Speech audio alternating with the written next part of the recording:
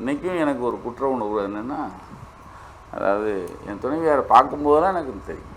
ஏன்னா ஒரு அன்பான குடும்பம், அப்பாவும் அவங்க பிள்ளைகளும் அத்தனை அன்போடு இருக்கிற ஒருத்தங்க.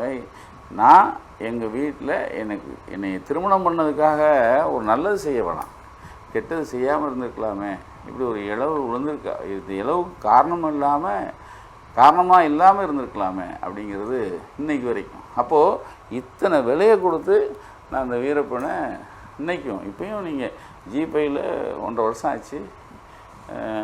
கூஸ் முனுசாமி வீரப்பன் இன்றைக்கி வந்து இருக்கிற டாக்குமெண்ட்லேயே அதுதான் நல்லா போச்சுன்னு உலகம் பூரா பேசுவான்.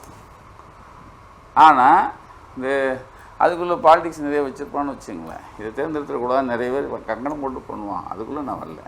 ஆனால் இன்றைக்கி ஏன் பேசுகிறீங்க, இது ஏன் இன்றைக்கி கேள்வி போடுறீங்கன்னா 30 வருஷமாக அது இன்றைக்கும் ஓங்கி நிற்கிது. இப்படி ஒருத்தனை எவனாலும் போக முடியாது, போக பயப்படுற ஒரு விஷயத்தை துணிஞ்சு பண்ணும்.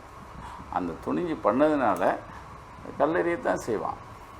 இன்றைக்கும் நான் வந்து என் மேலே இருக்கிறத பட்டியல் போடு, அது நேருக்கு நேரம் உட்காந்து பேசுகிறாங்க, ஒரு பயலுக்கும் அதெல்லாம் அவ்வளோ தைரியம் கிடையாது.